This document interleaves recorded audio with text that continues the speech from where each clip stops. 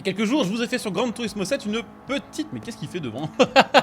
Une petite vidéo sur Gran Turismo 7 sur la Renault Mégane RS. Et cette vidéo, c'était l'occasion de lancer, on va dire ça comme ça, une petite série de vidéos spéciales voitures françaises sur ce jeu. Aujourd'hui, je vous propose donc un épisode numéro 2, centré sur, probablement, je pense, l'une des voitures françaises les plus mythiques de ces 5 dernières années.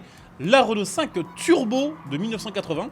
C'est une voiture qui est effectivement présente sur Gran Turismo 7 et que je n'ai jamais testée pour le moment. Alors pour info, cette voiture, je crois que c'est une voiture qu'on chope au concessionnaire des légendes.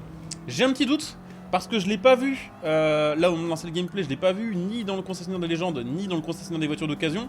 Mais je suppose qu'elle est quand même plutôt dans le truc des légendes. En tout cas, bon, c'est une voiture qui est assez performante quand même. C'est une voiture qui est sortie quand même en 1980. Faut pas l'oublier, et que à l'époque on aimait bien faire des trucs stupides, clairement, et que cette R5 Turbo c'est vraiment genre une démonstration de trucs stupides qu'on faisait à cette époque-là.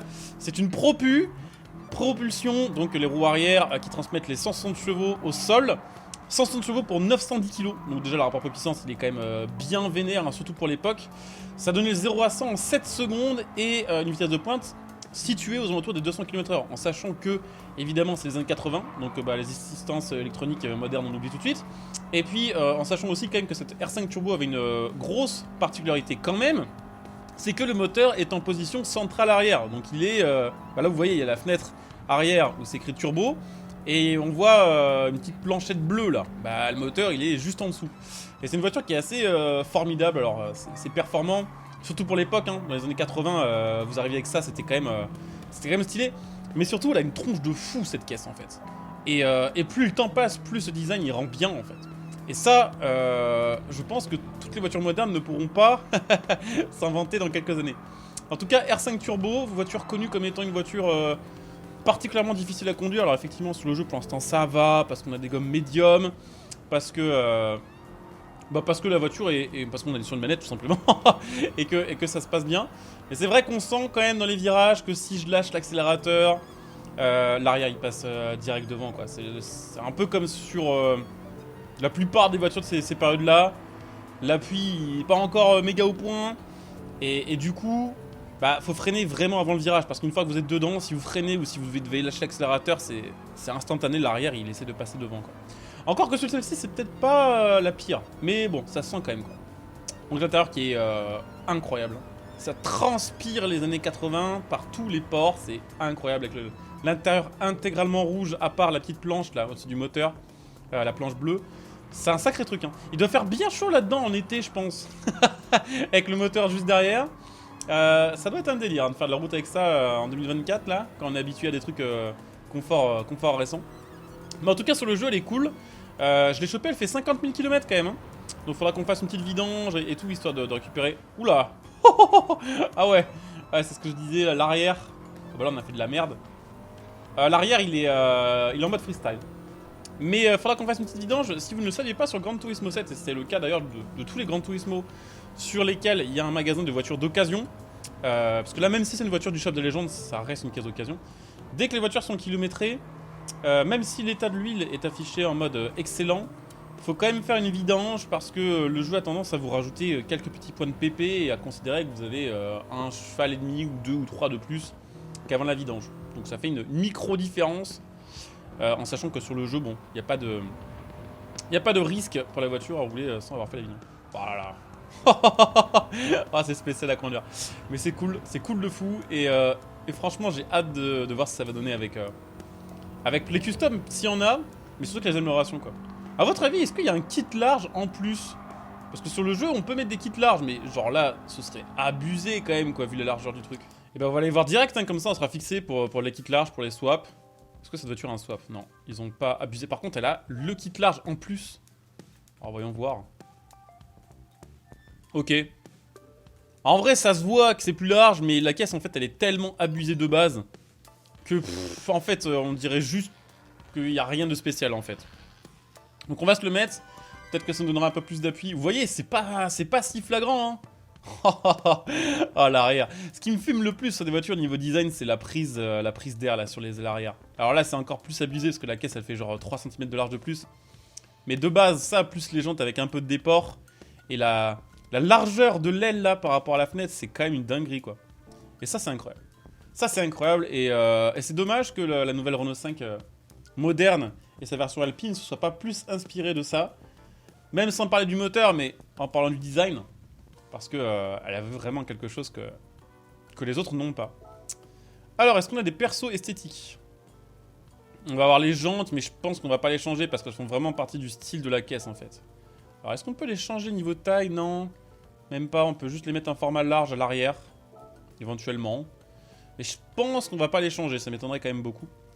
Je pense que globalement l'esthétique on va pas le modifier des masses. Ça encore c'est pas trop visible parce que ça fera noir. Ça peut être utile pourquoi? Parce qu'on pourra régler l'appui en fait. Ah par contre ça ils abusent quoi. Ils abusent mais à mon avis la voiture elle va faire au moins 350-400 chevaux avec les améliorations. Vu le comportement de la voiture on va quand même le mettre en fait. Parce que sinon on va avoir un truc abject. Déjà que c'est chaud à conduire de base ça va être abject. Ok bon il n'y a pas 50 personnalisations. Donc bon ok. Et bah let's go, hein, on va charger ça comme ça. Et puis on va aller voir du coup les améliorations de moteur, les améliorations mécaniques de la voiture. Je n'ai pas vu de swap, donc peut-être qu'un jour cette voiture aura un swap ajouté, et peut-être même que, sait-on jamais, la nouvelle R5, la Alpine sera ajoutée sur le jeu, sait-on jamais aussi. Mais bon, là je pense qu'on va être un peu, on va être limité niveau amélioration, mais la voiture en fait est déjà tellement extrême de base que même en étant limité, ça va forcément faire un truc assez vénère en fait. Donc je pense qu'on va partir pour pas loin de 300 chevaux, peut-être même 400, c'est pas impossible. Sur le petit handicap turbo. D'ailleurs, c'est pas... on a mis l'alésage, j'allais dire, normalement c'est 1,3 litre il me semble. Mais bon, c'est pas bien grave. Hop, restriction de poids, de puissance, tout ça on en a pas besoin. Ah, là déjà on va arriver dans du un peu plus sale. On va mettre le petit kit de réduction de poids. 800 kg les gars. 800 kg, c'est abusé. On va mettre ça même si ça améliore pas les PP. Ça boostera probablement le comportement de la voiture après. Alors on va peut-être commencer par les pièces ultimes, comme ça c'est fait. Ah, 200 chevaux sans avoir touché au turbo encore. Hein. On va mettre le nitro. Ça, on sait jamais, au cas où il n'y aurait pas assez de puissance. Évidemment, les gommes tendres. Ah quand même, hein, ça monte vite niveau PP. On a pas mal de choses encore. Ok. Ah ouais! Je m'attendais à plus. Je suis un peu déçu. Je dois avouer que je m'attendais à faire une prépa de taré, genre 400 chevaux pour 800 kg. Après, bon, 314, c'est quand même presque 2 fois la puissance qu'on avait de base. Et on a 100 kg de moins. Et on a tout le châssis en mode course. Bah écoutez, c'est parti.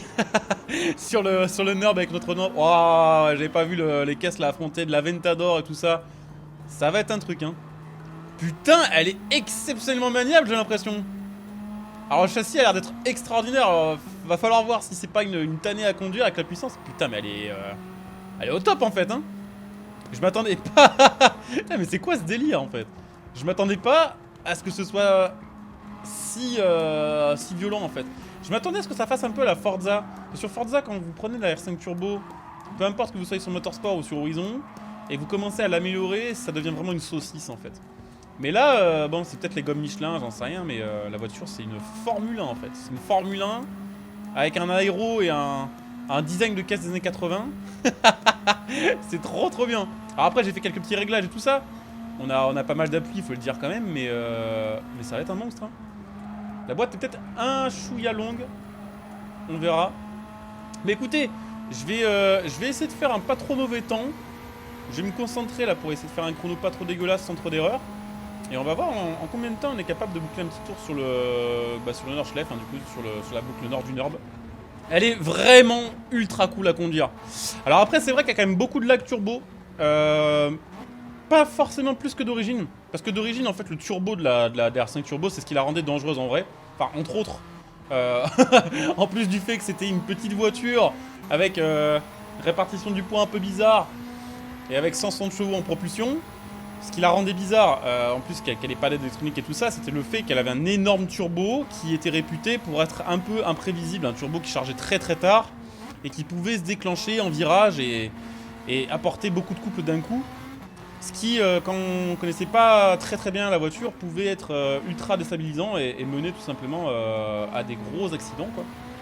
Donc c'était une voiture qui était difficile à conduire, mais en fait, Là, on a un gros lac turbo, mais c'est le lac turbo classique du turbo au régime du jeu, en fait. Alors, j'ai mis l'anti-lag, mais clairement, je sens que même avec l'anti-lag en fort, il y en a encore un chouïa, quoi.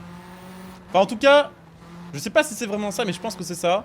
J'ai vraiment l'impression qu'il y a une grosse différence quand même de puissance. Genre, il y a tout qui arrive ultra tard, et on entend le turbo qui commence à charger avant d'avoir vraiment le boost, quoi. Mais la voiture, elle est exceptionnelle, elle est super légère, c'est 800 kg, donc forcément les freinages, elle baisse tout le monde là, même, vous voyez, on est passé premier contre des Wera et tout ce qu'on veut, elle est exceptionnelle. Bah écoutez, on arrive à la ligne droite finale, j'ai pas fait d'erreur de conduite ou quoi, enfin pas fait d'erreur, j'ai pas les meilleurs trash du monde, mais on n'est pas sorti de route quoi. On va voir ce que ça va donner maintenant niveau VMAX en fait. On va la pousser jusqu'au bout de la ligne droite. Oh, c'était un peu sale ça. Allez, let's go. On va claquer notre nitro aussi. Oh la vue. Oh la vue, il est tellement abusé le spray nitro sur ce jeu. Putain, manger 300, putain, je m'attendais pas à prendre autant en fait. Bah clairement c'est grâce au nitro. Hein. Sans ça, ce serait impossible. Regarde, je vais lâcher le nitro là. Ouais, on retombe direct. Oh, je pense qu'elle doit pouvoir conserver 2,80, un truc comme ça. Mais pas 320 quoi. Donc vraiment, pour le coup, je m'attendais à un truc infâme à conduire, je m'attendais à galérer et tout, mais la voiture, elle est juste trop fun à conduire, en fait. Et ça a fait pareil un peu que la Mégane, je m'étais dit, putain, en traction, ça va être n'importe quoi, et non. Donc apparemment, chez Renault, on a toujours su faire des châssis, et en tout cas, sur les jeux, ça se voit bien, quoi. Et on va terminer en combien? On va se faire un petit chrono, bon, c'est pas incroyable, 7,22, mais quand même, je suis assez content. Donc bah clairement, petite R5, si vous la voyez passer au shop d'occasion ou au shop des voitures de légende, prenez-la parce qu'elle est cool. Et puis écoutez, on se retrouve très bientôt pour une vidéo spéciale, bah, ou pas d'ailleurs, on va se retrouver pour d'autres vidéos entre temps, mais une autre vidéo française sur GT7 dans quelques jours.